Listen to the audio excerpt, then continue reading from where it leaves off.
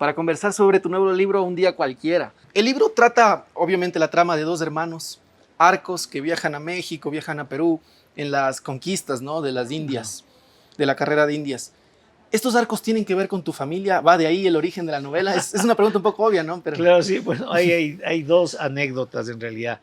La primera, que es cuando era un muchacho, un estudiante, yo era estudiante del Mejía, tenía como profesor de historia el doctor González, y llegó el capítulo de la Revolución de las Alcabalas, y resulta que tenía al lado un compañero que era muy molestoso, y cuando dice, el profesor dice que como consecuencia de la revolución decapitaron al nonagenario Diego de Arcos. Esa era la frase digamos, del doctor González, que en realidad reproducía lo que dice González Suárez.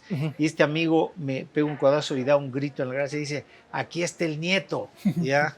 Entonces, claro, estallaron en risa y claro, el doctor González, que tenía pocas pulgas, nos sacó de la clase, ¿no? Pero me quedó en la cabeza esa idea de un Arcos en 1594, ¿ya? Luego hay una calle de Quito que se llama Diego de Arcos, pero nunca lo tomé, digamos, como un potencial personaje, ¿no? Pero claro, es difícil no pensar que exista alguna relación, lejana, pero relación al fin. Esa fue una anécdota. Y la otra, ya me había metido en el tema de la novela, ya estaba como enganchado, pero todavía no encontraba algo que desate la historia.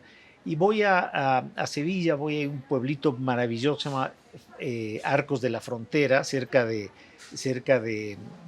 Jerez de la Frontera. Y resulta que un poeta de allí, un amigo me presentó, me lleva a la casa del cronista de la ciudad, que había muerto unos meses antes. Y la esposa nos recibe, una señora mayor muy atenta, nos ofrece un café, qué sé yo, o una manzanilla, ya no recuerdo, pero es... Y lo cierto es que me dice, me pasa un manuscrito y dice, esto estaba escribiendo mi esposo antes, digamos, antes de morir. Entonces, bueno, le agradecí, abro el manuscrito y la obra estaba dedicada a Pedro de Arcos Grumete de la Pinta. Impresionante, impresionante porque quiere decir que era un apellido que estuvo ligado desde muy temprano, es del primer viaje del descubrimiento, Claro. Estuvo muy ligado a estas tierras que ni siquiera tenían el nombre de las Indias porque no existía, no existían, ¿no? Entonces, fíjate cómo el azar ya te lleva a encontrar a estos dos hechos que finalmente me llevan a investigar más a fondo y a convertirlos a Diego de Arcos y luego el descubrimiento de Francisco de Arcos en personajes de la novela. Puede ser un azar que sean mis ancestros, pero en todo caso tomé sus nombres, no los cambié. Bueno, pero la literatura tiene esa magia, ¿no?, que a veces llamamos azar. Pero me dices que ya estabas en la novela en esta segunda anécdota. Entonces, ¿qué dispara el deseo de escribir esta historia? ¿Por qué irse a 1500, a la conquista de México? Bueno, en realidad, digamos, el acto narrativo de escritura arranca, yo diría, al descubrir a Pedro de Arcos, porque inmediatamente voy a buscar sus referencias. Hay una historiadora americana cuyo nombre no recuerdo, que tiene una serie de obras sobre los navegantes junto con Colón, y digamos una persona a la que no hay duda de que participó en el primer viaje es Pedro de Arcos. Entonces eso desató, me pareció que era ya no ligar una historia individual, una historia personal, sino una historia vinculada a momentos históricos extraordinarios, ¿sí?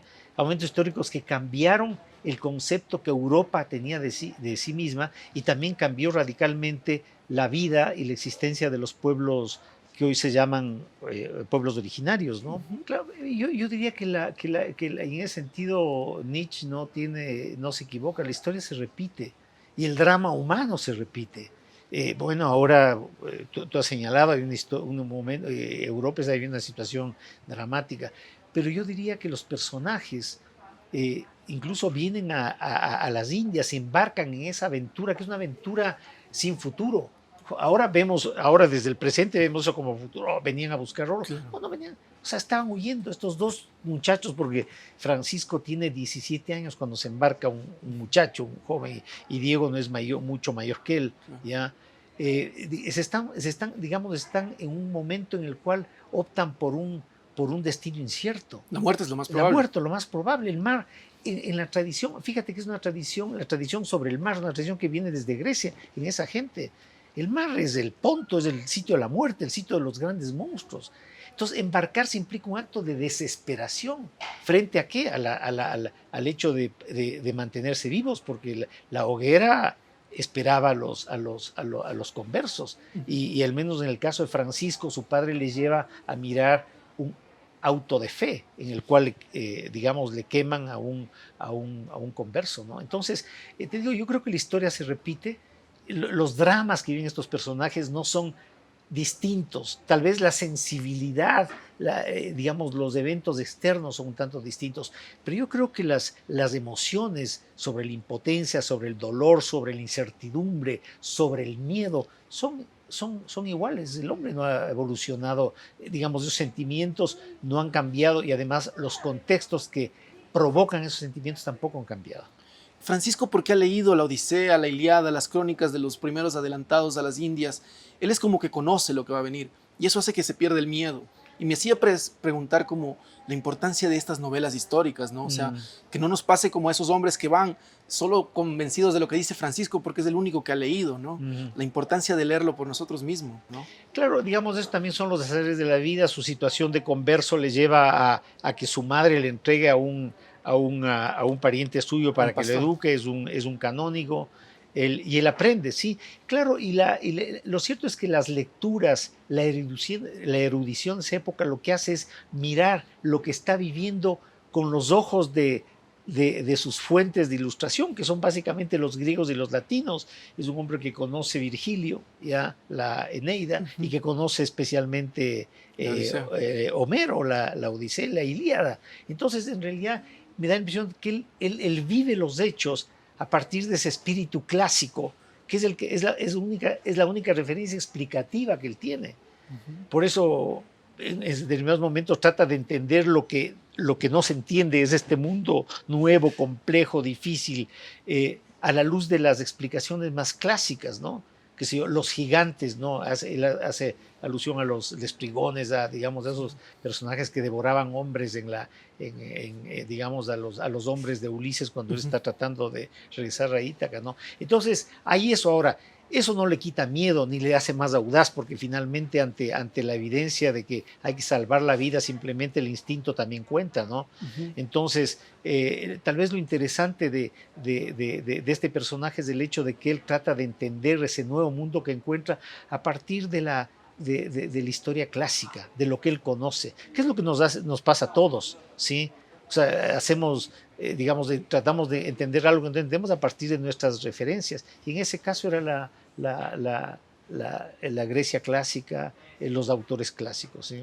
¿Cómo se hace para ir construyendo esta novela? Tú al final agradeces que te han facilitado unos manuscritos, me cuentas de este viaje que has hecho por el origen de Arcos y de todo esto, pero ¿cómo haces para poder ir escribiendo esos pueblos, las conversaciones? ¿Cómo eran los prostíbulos y en esa época? ¿Cómo eran las casas de Mancebía? Las casas de Mancebía. Esa es la palabra. Ese es el nombre que tenían los prostíbulos, ¿no?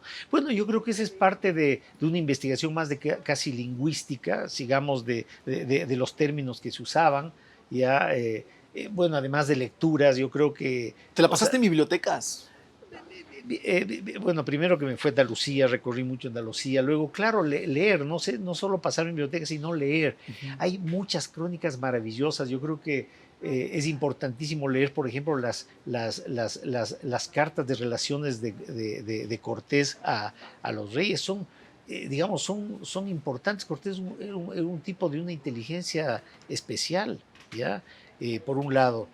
Por otro lado, claro, hay mucha investigación. Te hacía referencia a esta historiadora americana que hace una investigación muy específica sobre los tripulantes que acompañan a Colón en el viaje del descubrimiento, ¿no? Y hay muchas cosas así. Entonces yo creo que sí hay una investigación, pero sobre todo hay un intento de también desprenderse de la investigación y crear ficción. O sea, yo no hago, digamos, los hechos históricos son los que enmarcan estas historias individuales, estas historias en las cuales se pone en juego la subjetividad, ¿ya? Y creo que lo fuerte de la creación y lo fuerte de esta novela es que no estoy reconstruyendo un hecho histórico, incluso el nombre, un día cualquiera. O sea, esto puede hacerse historia de aquí a 2000 años y los dos seamos súper famosos. ¿Sí? Claro, entiendo. Ya, pero hoy es un día cualquiera en el cual estamos conversando sobre una novela. ¿Qué es lo que va haciendo Francisco, no? Va cubriendo la crónica de días cualquiera Claro, y eso 90 años después. Eso es, ¿no? Entonces yo creo que hay una tensión fuerte, espero que para los lectores sea una tensión superada entre lo que es investigación y los datos, y la otra es la ficción. Lo que te atrapa no es la investigación, te atrapa la ficción. Totalmente. Eso es lo que espero como escritor, que te atrape la ficción. No, totalmente. A mí me sorprendía porque tú hablas de muchos hechos históricos que son muy fuertes, ¿no? Que los hemos estudiado en el colegio, no importa dónde hayas vivido, pero que tú no te centras en ellos, van de trasfondo. La vida de Cortés, de los Pizarro, es como secundaria totalmente contra lo de los protagonistas. Pero me llama la atención que hay unos momentitos en los que te atreves a meterte en la verdad histórica y hasta dar tu opinión, ¿no? Hasta ponerle ese poco de ficción. Por ejemplo, se dice, ¿no? De que Moctezuma muere apedrado por su propio pueblo, ¿no? Pero tú te atreves a dar una nueva pauta ahí. Bueno, esa es la libertad de la ficción. En realidad yo creo que los historiadores me van a odiar. Primero porque manejo ahí una tesis sobre una potencial alianza entre Cortés y Moctezuma, que nadie lo ha dicho, pero que es posible. Sobre todo posible dada la brillantez de Cortés. No me entretengo en la biografía de Cortés, porque Cortés ha sido estudiado hasta el cansancio, pero más bien pienso en las subjetividades. Ya, sí, la crónica dice que Cortés llora la muerte de Moctezuma. Yo no puedo dudar de la sinceridad de esas lágrimas, sí, pero eso abre el espacio a la ficción. ¿Ya? Claro. Eso abre el espacio hacia la ficción. Pero claro, la muerte de Moctezuma también se da en un contexto en el cual hay mucha bronca entre los mismos castellanos, no quiero usar la palabra sino los castellanos, ¿sí? En torno a qué hacer con Moctezuma en un momento en el cual han perdido el control de esa maravillosa Tenochtitlan, ¿no? Como lector, a veces un miedo que uno tiene y una sensación desagradable es cuando estás en la mitad del libro y te toca acabar por ese deseo de acabarlo, pero el libro se va poniendo cada vez peor y peor y peor. Sí. Pero a mí me pasa con un día cualquiera que el libro se acabó y yo me quedé con ganas de más. Porque tenemos la vida de jóvenes de los Arcos y luego cuando ya es nonagenario, como nos decías ahorita, el nonagenario Arcos que va a ser decapitado. Y nos perdemos la mitad, ¿no? El tercer viaje, todas las aventuras que pudo haber en ese del que no se habla, todo eso. ¿Cómo decides qué contarnos y qué no? Bueno, ahí te voy a decir, digamos, voy a recurrir a un truco. En realidad no. En realidad te digo, los personajes me hablaron así, ¿ya?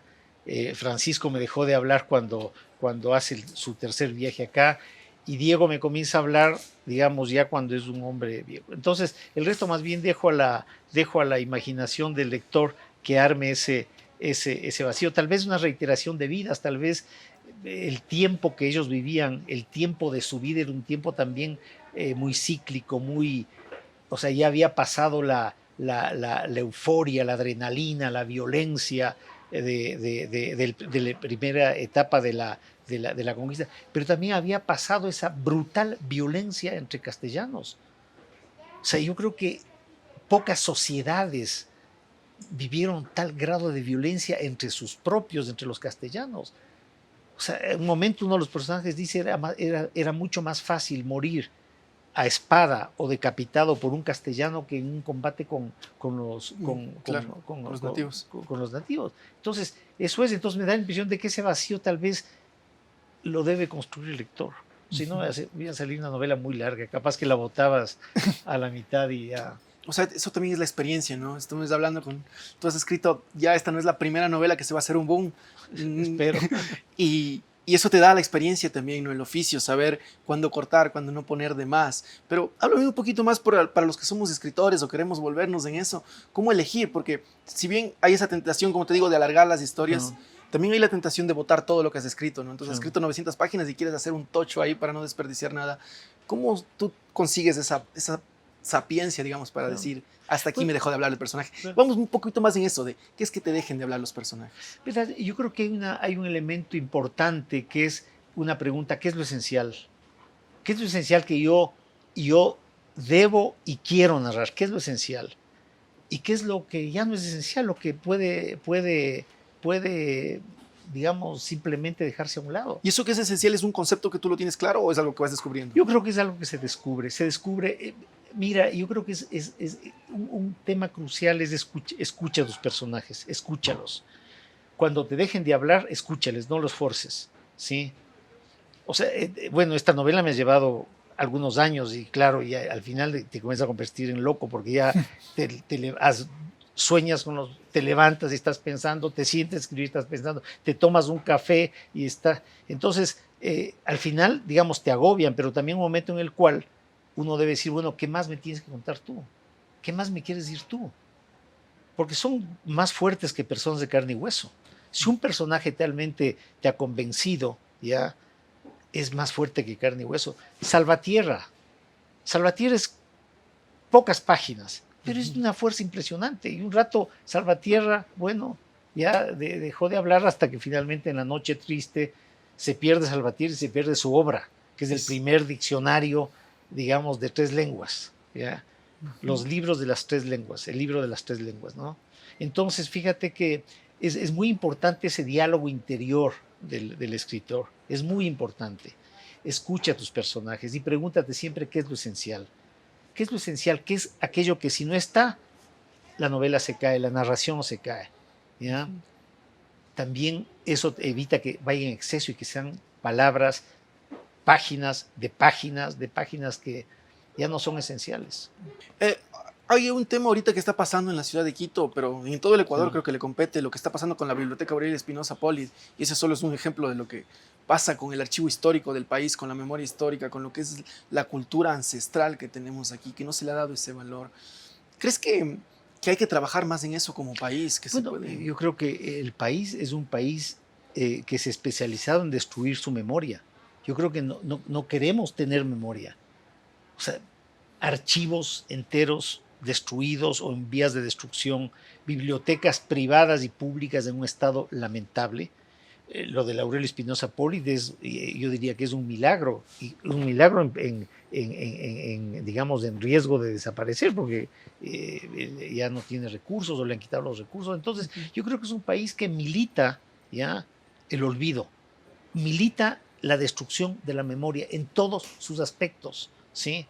En literatura, en pintura, bueno, hay este pintor Camilo Egas, por ejemplo, qué sé yo, un extraordinario pintor que apenas se lo conoce, no hay un monumento, no hay una calle, una plaza que se llama Camilo Egas, siendo lo que es un extraordinario pintor. Y en relación, digamos, a la pregunta que tú me hacías, y tal vez ahí hay una posible respuesta, sí, Diego de Arcos es un personaje absolutamente secundario, ¿ya? En términos de la historiografía, pero me parece dramático el hecho de que un nonagenario sea ajusticiado un lunes santo, o sea, digamos, estamos a 500 y tantos años. Entonces me pareció que también un ejercicio de memoria era escuchar su voz. Y cuando me preguntabas ahí, hay un tema un tanto de azar. Encuentro sus, digamos, el documento de méritos y probanzas en el que él relata su vida. Entonces me pareció que era extraordinario. Ese es un hallazgo azaroso, pero otro hallazgo totalmente azaroso. No encontraba, digamos, hay un historiador alemán que no lo tengo presente el nombre, que tiene una recopilación de lo que se llamaban cartas de llamadas a las Indias, que la gente que estaba aquí escribía a la casa de contratación invitando a un pariente suyo que venga a las islas, a las Indias, ¿no? No lo encontré en ningún lado, ¿no? Ve un libro, pero perdido así, ¿no? Nada, imposible. Voy a Buenos Aires por esos azares de la vida en el año 19 y se me ocurre pasar por la Biblioteca Nacional de Buenos Aires. Entro a la biblioteca, comienzo a buscar y encuentro el libro. Un tomaco, no me querían prestar porque decían que era incunable. Dije, no es incunable, es editado por el Fondo de la Cultura Económica. Al final me prestan el libro, ¿sí? Abro el libro en las cartas de Quito y la primera carta que encuentro es la de Diego Arcos a su mujer. Wow. Imagínate el azar. Esa está en la, digamos, es la voz de él. Entonces es extraordinario que digamos que la voz de ese personaje se escuche casi en primera persona y sin mediación del escritor, ¿no? Carlos, yo creo que por aquí vamos a dejarle con esto de la novela. Tú me decías que ojalá esté acabada, pero yo lo he sentido, como te decía, que me faltó más, así que personalmente espero que te vuelvan a hablar los arcos para ver si nos enteramos que hay por ahí, o capaz un nieto, capaz Sí, algo así. eso va a ser difícil. Pero Entonces, capaz que, supongamos que yo soy descendiente, entonces está hablando, estamos cerrando la novela. Pero te quiero aprovechar Sí. para preguntarte de otra novela que yo he tenido la oportunidad de dar clases en colegios, Sí. más que clases, talleres de lectura. Y siempre los docentes me dicen que hay que leer, ¿no? Y mencionan mucho a si seguimos con Jorge Casa y Guasipungo. Y yo les digo, quemen a Guasipungo. Que me perdonen, don Jorge. Pero es porque he leído Memorias de Andrés Chiliquinga, ¿no? Te he leído a ti tu novela y eso es lo que me hizo a mí pensar y decir como, creo que es bueno hacer un revisionismo. No tener ahí santos intocables de oro por nada, sino hacer un revisionismo, ser críticos, porque ese es el sentido de la lectura, ¿no? Que puedas Sí. leer por ti mismo, pensar y eventualmente hasta escribir para ti, aunque no lo publiques. Entonces, quería hablar un poco de Andrés Chiliquinga. ¿Qué nos puedes hablar de esa novela que ha sido tan fabulosa desde el 2013, me parece, ¿no? Sí, Pero sí, no, sí, sigue viva. es mi éxito rocolero, como decía un amigo. Así es que sí, eso es Memorias. Creo que fue un gran reto. Yo creo que entre endiosar y Casa o odiar, lo que son los dos extremos, había un punto medio, que es leerlo con ironía desde lo que han significado los cambios de este país. A ti no te preocupa agradar a la gente, ¿no? Por lo que veo, te metes en problemas en Sí, cada pero novela. discúlpame, si me pongo a agradar a la gente ya no escribo. Hago cualquier cosa. Sí. Capaz que me hago guitarrista, cantante y canto lo que me pide el público, pero no, esa no es la función del escritor, ¿no? Entonces, te digo, había estos dos extremos en la lectura de Icaza, ¿ya? Es un tipo al que le admiro, te digo, Guasipungo en algún momento va a ser recuperado desde la perspectiva de una ruptura de lenguaje brutal, porque es brutal el lenguaje de Guasipungo, ¿no? Pero entonces dije, no, ¿por qué? Busquemos una alternativa. Entonces, claro, la alternativa era, el país ha cambiado. ¿Cómo leería un Andrés Chiliquinga su propia realidad? Entonces, ese fue el comienzo. Fue el comienzo y realmente, además, no solo eso, sino que hoy tienes en la vida real personajes como Andrés. Verás, los otavaleños son, yo diría, son una especie de Ulises que están dando la vuelta por todo el planeta, cosmopolitas. Entonces ese fue el gran reto, ese fue el gran reto. Y finalmente creo que ese reto permitió que los lectores se identifiquen con el país que ya no es el país de hace 50 años, sino también con el Andrés Chiliquinga que todos tenemos dentro. Tenemos un Andrés Chiliquinga, por blanquitos, ojiazules y rubicitos que seamos, hay un Andrés Chiliquinga por lo menos cultural, por lo menos en la negatividad de ese Andrés Chiliquinga. ¿Ya? Entonces, esa fue una experiencia muy linda y sí, ha sido una novela muy exitosa, muy leída y eso me alegra. A mí, Carlos, sinceramente, y no te lo digo porque estás aquí, me parece una novela impresionante. Estaba leyendo otra, no sé si es del Grupo Planeta, de Arturo Pérez, ¿no? Sí. Que se ha metido un poco con esta historia, Sí. con el novelismo histórico, Sí. ¿no? Y yo decía, o sea, es que en las estanterías, aunque sea lo tienen que poner junto a los libros, porque el que leyó el uno quiere leer el otro. Me he leído un poco de lo de Arturo Pérez, ahora te leo a ti, y digo, es que no hay nada que envidiar, no hay nada que sentir. No, me siento muy halagado, está que digas a Mr. Books que le pongan. No, ¿sabes qué? Yo lo quiero decir más bien a los lectores de aquí. Sí. Porque a veces nos pasa eso, ¿no? Arturo Pérez, don Arturo Pérez. Y si viniera, estoy seguro que mucha gente le gritara don Arturo, don Arturo. Pero yo pienso que deberíamos, cuando debemos pasar, decir don Carlos, porque esa es la literatura. Bueno, sí, el tema que tenemos, estamos bajo un parámetro de literatura invisibilizada por nosotros mismos. Por nosotros mismos, claro, ¿verdad? Sí, no, es así, digamos, esta cosa de, creo que el fútbol nos resucita, nos da nuevos aires, pero la literatura como que no nos... Pero es por la ignorancia, digo yo, porque no conocemos. Yo creo que es un tema de autoestima. Mira, Yo creo que el fútbol ha permitido que la autoestima del ecuatoriano se eleve, pero es una autoestima limitada al partido. ¿Ya? Yo siempre cuento esto. Pero no es una autoestima en la cual, digamos, veamos. Poníamos el caso de Camilo Egas. ¿Qué más pintó que Camilo Egas? Dios mío, un monstruo en la pintura. Lo poco que queda en el museo, en lo Claro, que es increíble. Un monstruo. Y Es una casa en la que quisiera pagar para sí. quedarme un fin de semana Sí. encerrado en la casa de gas. Me alegro un montón de que tengamos una nueva novela tuya, que ahora vas a estar en giras, en libros, porque el público va a tener tiempo de escucharte y valorarte, porque es algo que tenemos que hacer. Esperemos. No, y yo te agradezco la charla, muy interesante, tu interés, tus palabras, y bueno, hay que desearle buen marear. ¿Por dónde vamos a estar para presentar el libro? Capaz la gente que quiera asistir físicamente. Sí. ¿Qué fechas tienes Es confirmadas? el 21 aquí en Mr. Books, el 21 de abril a las 6:30 de la tarde aquí en Mr. Books. Les espero, realmente lo más grato es poder compartir con lectores, lectoras, así es que eso sí. ¿Y el libro está en todas las librerías? Está en todas las librerías, está en, sí, de lo que he visto está en todas, de lo que me han dicho, ¿no? En realidad no me he puesto a mirar esos aspectos prácticos, ¿no? Pero así es. Carlos, muchísimas gracias. Yo te agradezco un montón la charla. A ti, y gracias por tu tiempo y gracias a ustedes. Gracias a ustedes. ¿Sí? Estás viendo Book 593, el programa que desde la mitad del mundo pone al planeta a leer.